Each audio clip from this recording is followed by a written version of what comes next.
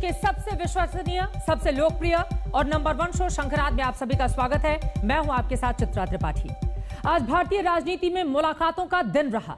गुपकार गठबंधन के नेताओं ने आपसी मुलाकात की और महबूबा मुफ्ती ने पाकिस्तान का राग गा दिया। उधर कांग्रेस के आलाकमान से पंजाब के मुखिया कैप्टन अमरिंदर सिंह मिले और पंजाब कांग्रेस में सिद्धू से चल रहे विवाद पर लंबी चर्चा की। जबकि तीसरे मोर्चे के दिग्गज नेताओं की मुलाकात शरद पवार के घर पर हुई। लेकिन इन सब मुलाकातों में सबसे चर्चित और हैरान करने वाली मुलाकात हुई यूपी के मुख्यमंत्री योगी आदित्यनाथ और उप मुख्यमंत्री केशव प्रसाद मौर्य के बीच में। इन मुलाकातों के अपने अपने मायने हैं, इसीलिए आज हमने कहा है एक मुलाकात जरूरी है।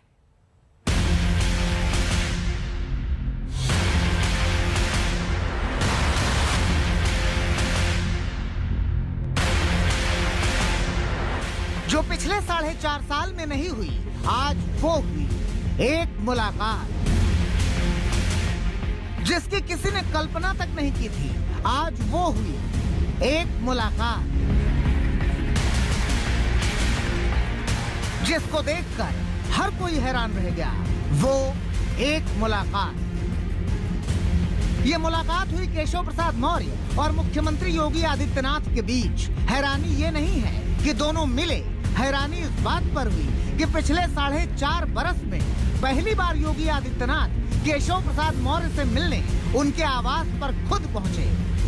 यूपी में एक तरफ बीजेपी के राष्ट्रीय संगठन के महामंत्री बीएल संतोष और प्रभारी राधा मोहन सिंह संगठन के तमाम लोगों के साथ बैठकें कर रहे हैं। दूसरी तरफ एक बड़ा डेवलपमेंट ये हुआ कि मुख्यमंत्री योगी आदित्यनाथ डिप्टी सीएम केशव मौर्य के आवास पर पहुंचे हैं और इसके बड़े मायने हैं। इस वक्त जब संगठन की लगातार बैठकें चल रही, कहा जा रहा है कि कोर कमेटी के जो लोग हैं वो यहाँ आवास पर आए हैं और भोजन के लिए मुख्यमंत्री योगी आदित्यनाथ केशव मौर्य के यहाँ पहुंचे हैं। इससे पहले संगठन के जो महामंत्री हैं सुनील बंसल, स्वतंत्र देव सिंह, राधा मोहन सिंह और बीएल संतोष ने कल 3 घंटे तक बैठक की थी और कई बार ये बातें आ रही थी कि जो संगठन में एक साथ सामंजस्य बिठाने की बात है उस पर भी चर्चा हुई थी। और उसके बाद अचानक से 5 साल में पहली बार मुख्यमंत्री योगी आदित्यनाथ खुद केशव मौर्य के आवास पर पहुंचे हैं। ये बड़ी घटना है सियासत के लिहाज से, उत्तर प्रदेश के लिए, बीजेपी के लिए।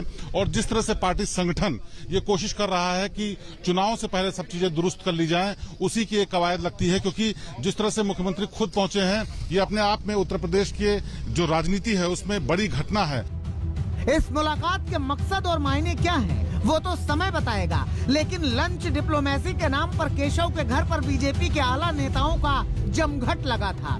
संदेश ये देने की कोशिश थी कि बीजेपी में सब ठीक है, किसी तरह की कोई दिक्कत नहीं है। लेकिन वाकई क्या बीजेपी में सब ठीक है? इस सवाल का जवाब तो कई बार खुद केशव प्रसाद मौर्य ने ही दिया है। देखिए, चेहरा कौन होगा, किनके चेहरे पे लड़ा जाएगा, बदलाव नहीं बदलाव, यह मेरा विषय नहीं है।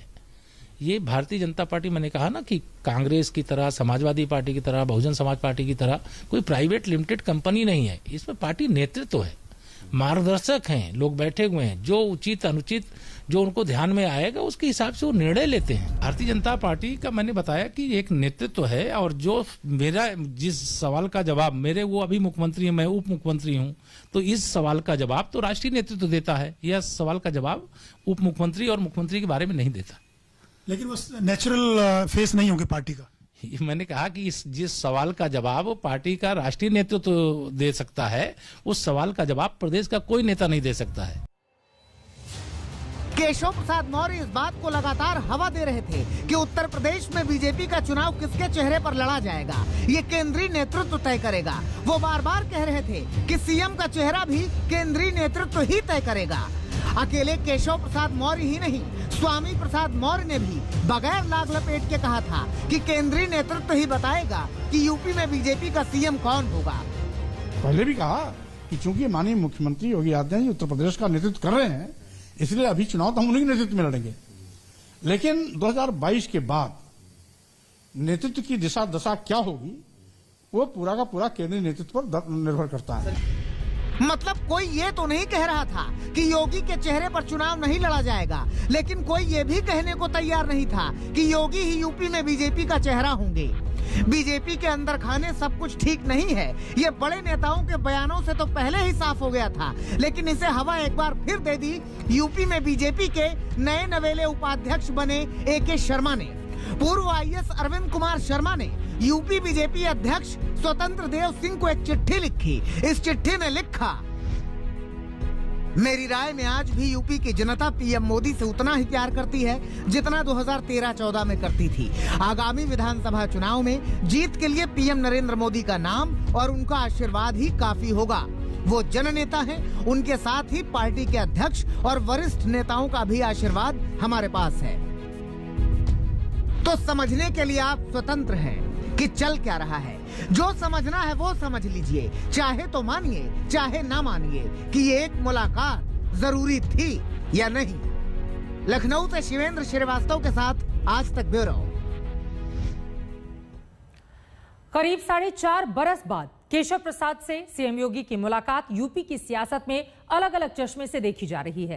कुछ इसे बीजेपी के अंदर खाने चल रही उठापटक को दूर करने की कवायद मानते हैं और कुछ इसे केशव प्रसाद मौर्य के बढ़े हुए कद की ओर इशारा करते हैं। तो क्या माना जाए कि यूपी में बीजेपी के लिए केशव प्रसाद मौर्य जरूरी हैं? और अगर हां तो क्यों? इस सवाल का जवाब इस रिपोर्ट में है। इस रिपोर्ट को देखिए और तय कीजिए कि वाकई एक मुलाकात जरूरी है।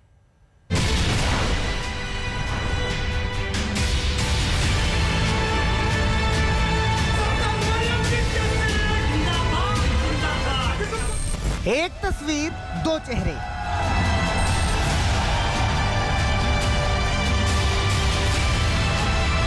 पहला बीजेपी का हिंदुत्व वाला चेहरा और दूसरा चेहरा अमित शाह की सोशल इंजीनियरिंग का ट्रम्प कार्ड। इन चेहरे में दूरियों की खबर के बीच आज दोनों साथ नजर आए। तो क्या इसे केशव प्रसाद मौर्य को साथ लाने की योगी की कोशिश माना जाए? क्योंकि उत्तर प्रदेश की सियासत में पिछले चंद वर्षों में केशव प्रसाद मौर्य का नाम बहुत तेजी से उभरा और देखते ही देखते भारतीय राजनीति के नामचीन हस्तियों की कतार में शामिल हो गया।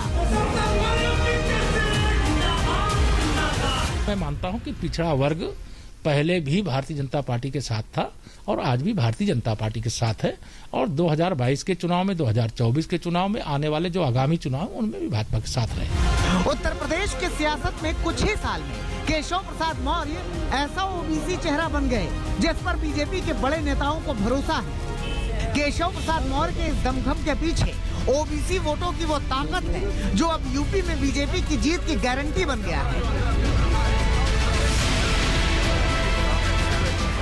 इस समीकरण की शुरुआत हुई साल 2014 के लोकसभा चुनाव से ठीक पहले, जब अमित शाह मोदी को PM बनाने के मिशन में जुटे तो उनकी सबसे पहली नजर यूपी पर थी। कुछ ही दौरे में शाह को ये बात साफ हो गई कि यूपी में जीत के लिए ओबीसी मतदाताओं को फिर बीजेपी के साथ लाना ही होगा, क्योंकि यूपी में कुल ओबीसी वोटर 41% हैं, जिसमें यादव 9% और गैर यादव ओबीसी 32% हैं।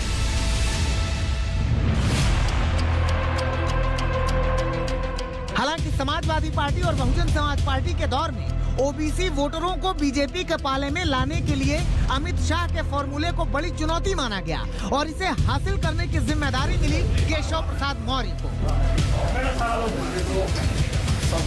बीजेपी को इस चुनाव में 27% यादव, 53% कुर्मी और कोई अन्य ओबीसी वर्ग के 61% वोट मिले। प्रदेश की 80 में से 73 सीटें बीजेपी और गठबंधन के खाते में गई। 2017 में विधानसभा चुनाव आए तो बीजेपी के बढ़ते रथ को रोकने के लिए समाजवादी पार्टी और कांग्रेस साथ मैदान में थे, लेकिन अमित शाह के चुनावी प्रबंधन को केशव मौर्य ने जमीन पर ऐसे उतारा कि बड़ी जीत बीजेपी के खाते में आ गई।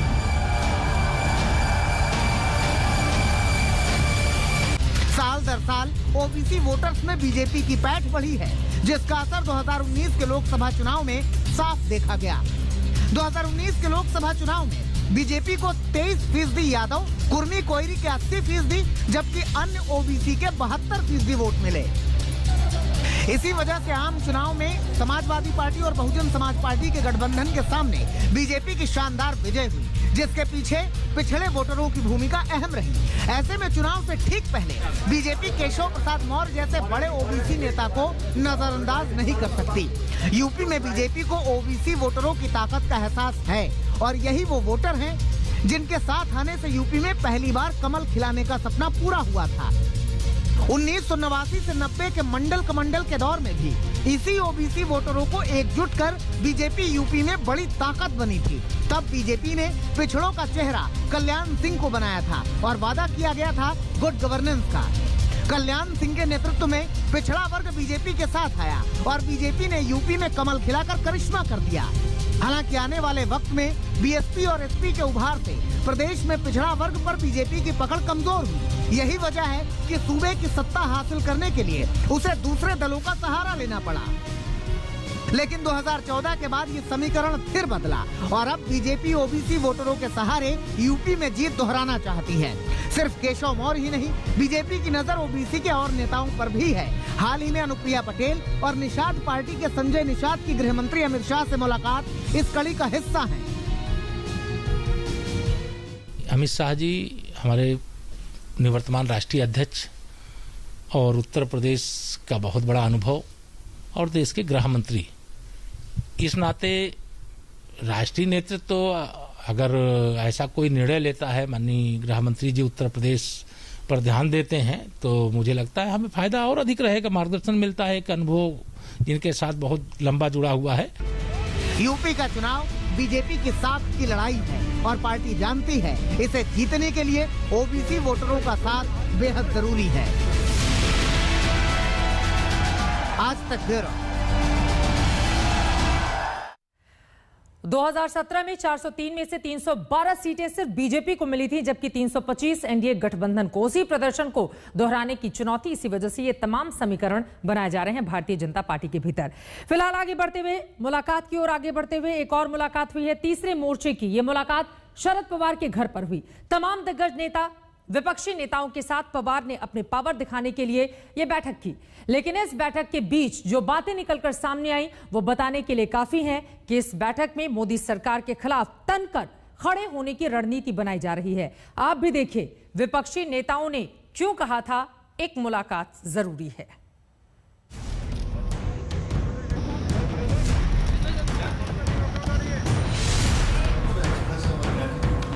सियासत शय ही ऐसी है, जहां भी मौका मिले बिसात बिछाने लग जाती है। सियासत शय ही ऐसी है, ऐसी ही एक बिसात बिछाने की शुरुआत हो रही है। अभी समय आ गया है कोविड का, अगर थोड़ा रिलैक्स हो गया। नेपथ्य से आती इन आवाजों में शरद पवार और तीसरे मोर्चे के नेताओं का एजेंडा है। इस बैठक में मौजूद विपक्षी नेताओं के साथ नामी हस्तियों के दिमाग में सियासी खाका है। इस बैठक में शरद पवार अपना पावर दिखा रहे हैं। इस बैठक से आती इन आवाजों को सुनिए और समझते चलिए। एनसीपी के माजिद मेमन मेहमानों से रूबरू हो रहे हैं और कह रहे हैं कि मोदी सरकार के खिलाफ एकजुट होने का वक्त आ गया है। अभी समय आ गया है कोविड का, कंपल्शन अगर थोड़ा रिलैक्स हो गया तो we should do something because time is flying and country is going to face lots of challenges in the days to come, and if common man is aggrieved by the current central dispensation, we will be failing in our duties if we don't do anything. अब कई fronts पे आज देश में लोगों की चीखों पुकार सुनने में आती है। गरीबी, महंगाई, अनएम्प्लॉयमेंट, ये वैक्सीन के मामले में मैच हो गया और कीमतें बढ़ रही है, पेट्रोल की 100 के 50। बैठक में यह भी आरोप लगाया गया कि मोदी सरकार अपने खिलाफ आवाज उठाने वालों को परेशान कर रही है। यानी ये बात तो साफ है कि इस बैठक का मकसद मोदी सरकार के खिलाफ विपक्षी दलों को एकजुट करना है। तो क्या इस बैठक के जरिए तीसरे मोर्चे की तैयारी का प्लान बनाया जा रहा है? हालांकि बैठक में शामिल होने वाले नेता ऐसी कवायद से इनकार कर रहे हैं। देखिए, इस मीटिंग के सामने कोई तय एजेंडा है नहीं। इस मीटिंग का मकसद है विचार। राष्ट्रमंच आज से ही नहीं, जब भी पहले मिली है, एक ओपन एंडेड आधार पर वार्तालाप का फोरम है। तीसरे मोर्चे की चर्चा इसलिए भी जोर पकड़ रही है क्योंकि विधानसभा चुनाव में ममता बनर्जी के सलाहकार रहे प्रशांत किशोर 2 हफ्ते में 2 बार शरद पवार से मुलाकात कर चुके हैं। हालांकि बीजेपी प्रशांत किशोर की इन बैठकों के बहाने विरोधियों पर तंज कस रही है। फैमिली बिजनेस वाली राजनीति करते हैं तो जो प्रोफेशनल तरीके से चुनाव लड़ा जाता है वो उनको आता नहीं है, और कुछ कंपनियां हैं ऐसी जो चुनाव लड़ने का मदद करने का काम करती हैं, उनको अपना बिजनेस चलाना है तो वो सबको प्रधानमंत्री बनाने का कार्यक्रम चलाएंगे, तभी पैसा कमाएंगे, नहीं तो पैसा कैसे कमाएंगे। एक सवाल ये भी है कि अगर मोदी सरकार के खिलाफ विपक्ष का कोई मोर्चा बना तो क्या कांग्रेस इसमें शामिल नहीं होगी? क्योंकि विपक्षी दलों की बैठक में पवार ने किसी भी कांग्रेसी नेता को नहीं बुलाया। कांग्रेस पार्टी पहले आती रही है और इसमें कोई अनिवार्यता भी नहीं है कि कोई ना कोई पॉलिटिकल पार्टी से आए। पहले मनीष तिवारी, शत्रुघ्न सिन्हा, रेणुका चौधरी, वो लोग इसमें हिस्सा लेते रहे। बैठक में क्या रणनीति तय होती है आगे, ये तो बाद में पता चलेगा, लेकिन अगर पवार की अगुवाई में विपक्ष का मोर्चा तैयार होता है तो बीजेपी के सामने ये एक नई चुनौती होगी। पौलमी साहा के साथ जितेंद्र बहादुर सिंह, दिल्ली, आज तक।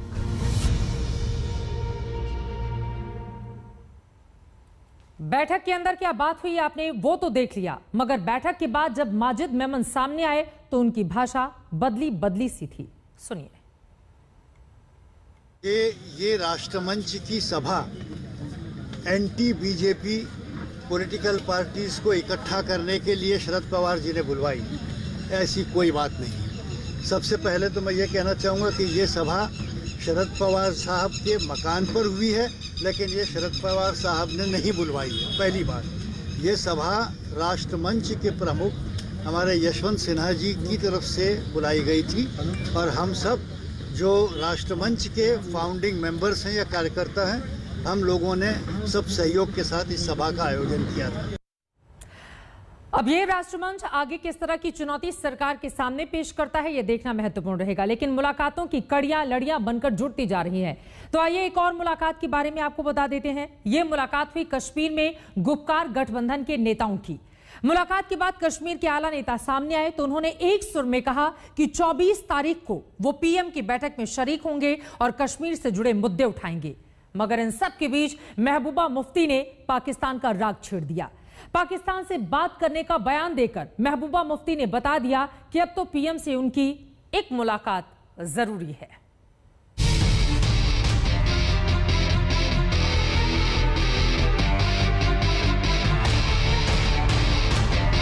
जम्मू कश्मीर में डायलॉग करें और सबके साथ करें और पाकिस्तान के साथ भी करें।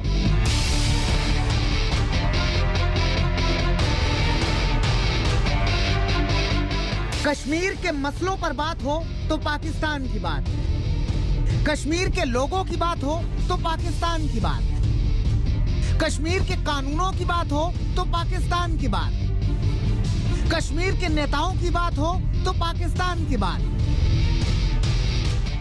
पीडीपी की मुखिया महबूबा मुफ्ती को न जाने पाकिस्तान से कितना प्रेम है। गुपकार गठबंधन के नेताओं की बैठक के बाद जब वो सामने आई तो उन्होंने दो बातें की। पहली ये कि वो 24 जून को पीएम के निमंत्रण पर कश्मीरी नेताओं के साथ दिल्ली में होने वाली सर्वदलीय बैठक में हिस्सा तो लेंगी, लेकिन वहां दो मुद्दों पर बात होनी चाहिए। कश्मीर में अनुच्छेद 370 पर बात होनी चाहिए और पाकिस्तान से भी बात होनी चाहिए। इस खिते में अमन लाना है, न सिर्फ जम्मू कश्मीर या हमारे मुल्क के अंदर बल्कि पूरे खिते में। तो इसके बगैर कोई चारा नहीं है। क्लियर कर दिया, नो कॉम्प्रोमाइज ऑन दैट। और डायलॉग की बात, हमसे डायलॉग कर रहे हैं। हम कहते हैं कि ये दोहा जाके तालिबान से डायलॉग कर रहे हैं, आपने सुना होगा हमारी गवर्नमेंट। तो जम्मू कश्मीर में डायलॉग करें और सबके साथ करें और पाकिस्तान के साथ भी करें रेजोल्यूशन के लिए। लेकिन महबूबा की बात बीजेपी को चुभ गई।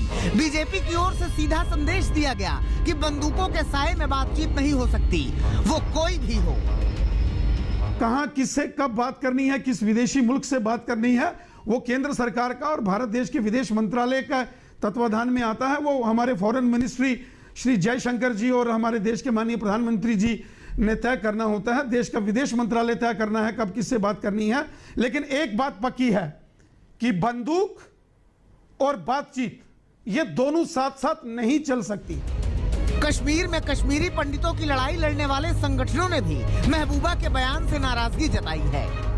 हमारे लिए कोई चौंकाने वाली बात नहीं है, क्योंकि उन्होंने कहा है कि हम 2 मुद्दों पे बात करने जा रहे हैं। एक तो अनुच्छेद 370 की बहाली और पाकिस्तान से संवाद किया जाए। ये हमारे लिए चौंकाने वाली बात नहीं, क्योंकि इनका रुख ही यही रहा है। नाराजगी के स्वर अपनी जगह हैं, मगर महबूबा के बयान ने बता दिया कि 24 जून को सर्वदलीय बैठक में कश्मीर के नेताओं का राग क्या होगा। अलबत्ता फारूक अब्दुल्ला ने भी यही कहा कि उन्हें मौका मिला है देश के पीएम से कश्मीर की बात करने का। इस मौके को वो भुनाएंगे कि वजीर आजम की तरफ से दावतनामा आया है और हम उस दावतनामे में जाने वाले हैं। वहाँ पे हमें उम्मीद है कि हम अपने जो मौक़िफ़ है उसको वहाँ पे वज़ीर आज़म साहब और होम मिनिस्टर साहब के सामने रखें। कश्मीर में अनुच्छेद 370 खत्म किए जाने के बाद गुपकार गठबंधन हुआ था। इस गठबंधन में वो सारी पार्टियां थी जो सियासी तौर पर एक दूसरे की मुखालफत करती रही हैं। गुपकार चाहता है कि आर्टिकल 370 बहाल हो, जम्मू कश्मीर फिर से स्वतंत्र राज्य हो। हम मांग कर लेंगे कि जो कॉन्स्टिट्यूशन ऑफ इंडिया ने हमें दिया है, अगर वो वापस लिया गया, उसका कोई हिस्सा, कोई हक ज़रूर हम प्राइम मिनिस्टर ऑफ इंडिया से मांगेंगे कि हमें वो सब कुछ वापस मिलना चाहिए जो कॉन्स्टिट्यूशन ऑफ इंडिया ने हमें दिया है। मतलब ये कि गुपकार गठबंधन की बैठक में इसी बात पर चर्चा हुई है कि पीएम के सामने जोशो खरोश से कश्मीर के पुराने स्वरूप की बात करनी है। हम आसमान के तारे तो मांगेंगे नहीं, लेकिन वही मांगेंगे जो हमारा रहा है और हमारा ही रहना चाहिए। कश्मीर की बात तो फिर भी समझ में आ रही है, लेकिन गुपकार गठबंधन के नेताओं के जुबान को तब काट मार जाता है जब महबूबा के पाकिस्तान के बयान वाली बात आती है। सवाल यह है कि कश्मीरियों की बात, कश्मीर की बात और वहां के कानूनों की बात के बीच में पाकिस्तान क्यों आया, और महबूबा पाकिस्तान प्रेम दिखाकर आखिर क्या जताना चाह रही हैं? श्रीनगर से शुजाउल हक और अशरफ वानी के साथ सुनील जी भट्ट, जम्मू आज तक। पाकिस्तान के वाद विवाद के बीच संवाद कैसे होगा, अपने आप में बड़ा सवाल, लेकिन 24 तारीख की ये बैठक जो केंद्र की ओर से बुलाई गई है वो संवाद की दिशा में एक बहुत बड़ी पहल मानी जा रही है। आगे क्या होगा इस पर रहेगी हमारी नजर। इसी के साथ शंखनाद में एक छोटे से ब्रेक के लिए हम रुकेंगे, लेकिन जब वापस लौटेंगे तो आगे दिखाएंगे विवाद फ्री स्टाइल। हमारी खास पेशकश जरूर देखिएगा, देखते रहिए आज तक।